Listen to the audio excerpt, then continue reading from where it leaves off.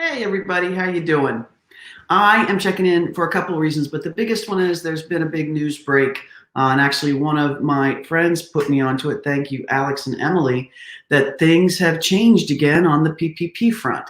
And one of the things we want to keep everybody up to date with is how you can get, if you've gotten a PPP loan, how you can get it forgiven.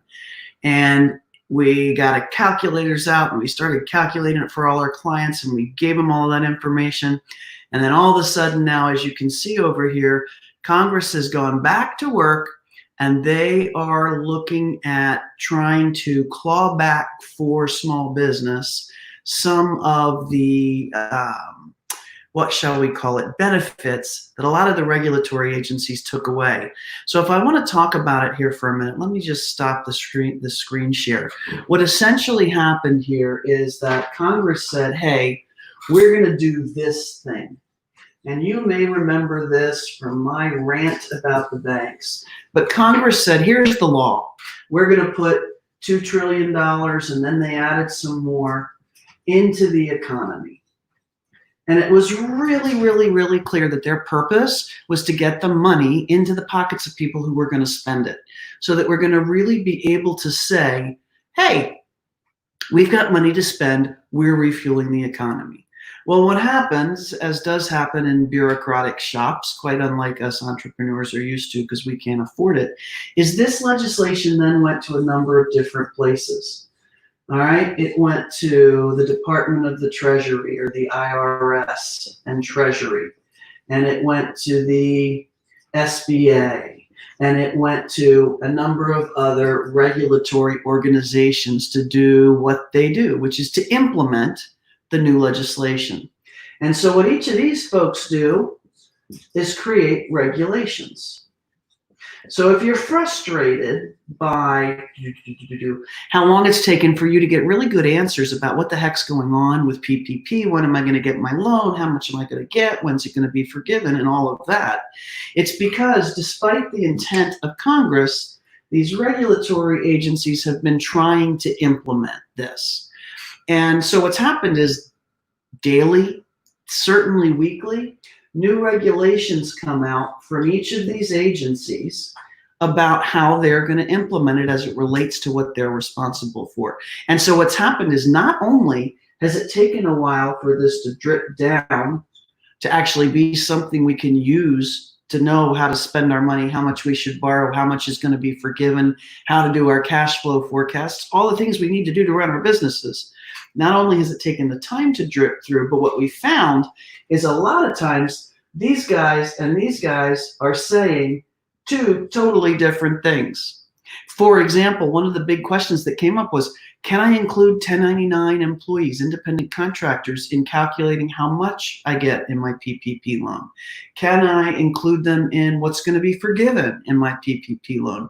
And sure enough, we can go back through the regulations that were created and find out that in one case they said, yep, you can, and in one case they said, no, you can't. And that's awesome. So then what happens after that? After the regulation comes what they call FAQs. And these are official documents and interpretations of the regulations, but each one of them are going to have multiple FAQs that keep clarifying and clarifying and clarifying. So as each of these then has FAQs that keep clarifying and clarifying and clarifying, by the time we're done here, you can see this has exploded into a zillion different places where there's information about how these programs work.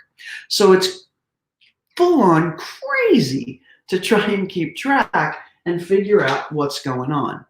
But right now, the biggest piece of news, just going back to share, because I think this is really, really important, is, let me share the screen here again, that there are two key things that have happened in Congress that are going to help us out a lot. The first is that this right here, you can see where my cursor's pointing.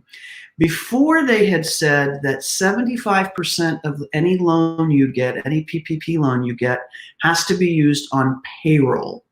And now they're talking about bringing that percentage down to 60%, which means that you don't necessarily have to hire back as many people as quickly in order to qualify for forgiveness, especially if you have other qualified expenses you can spend that money on, like utilities, rent, any of those other things. So that's a big boost. That's a big help for people.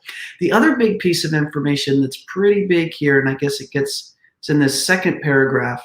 Right now, the only expenses that could be forgiven, like if you use this loan for expenses, the only time period that you spend money in that they were going to allow you to get this loan forgiven for was 8 weeks. So if you didn't spend the money on the right things within 8 weeks, then you couldn't get that loan forgiven. You'd have to pay it. Now, I'll talk about the downside of that. That's not that down, but anyway. But now they're talking about extending that to 24 weeks. So now they're saying if you get a loan for, let's just say it was $10,000 and you pay, you use $6,000 of it for payroll over a 24-week period, and then you cover your rent over that same 24-week period, that entire loan could be forgiven. If it's $100,000, if it's $1 million, that becomes much more meaningful. But just to kind of circle back to this, if it's not forgiven, it's not the end of the world. The big thing I want people to remember, because everybody is fussing about forgiveness now, is that this is the best money, the cheapest money I've ever seen available in my lifetime that wasn't stolen. So one of the things, I want to say is what they're talking about is if you got a loan for $100,000 and say that you can't get it all forgiven, say that you could only get $50,000 of it forgiven. You're going to have a $50,000 unforgiven loan that's going to start probably in April or May of next year. Well, let me back up. It's going to start somewhere between January and April of next year that you'll have this loan, and then you're going to have a 6-month no payment period if you want it.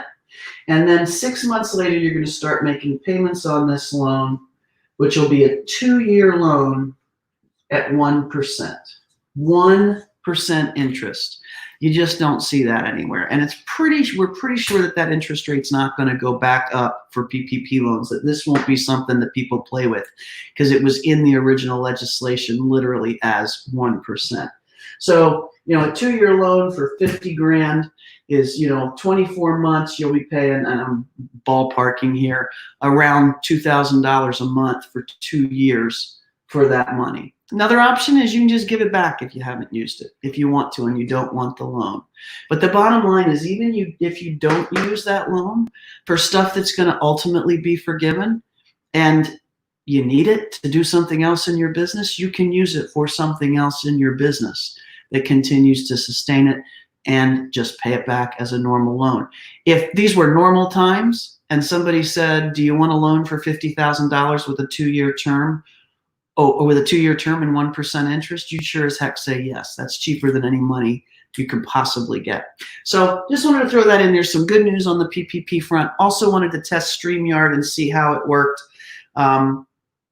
And sure we go. Here we go. Hey, Wendy, like a big game of telephone. You're darn right it's like a big game of telephone. It's just getting whispered down the lane and everybody's doing their own interpretation and spreading out further and further. That's a great metaphor. I'm going to close with that. It's like a big game of telephone to figure out what's going on here. I'll keep you all posted. Thanks for checking in. Hope this was helpful. If you have any questions, drop them in the comments wherever you're seeing this, and we will get them answered. Y'all have a great weekend.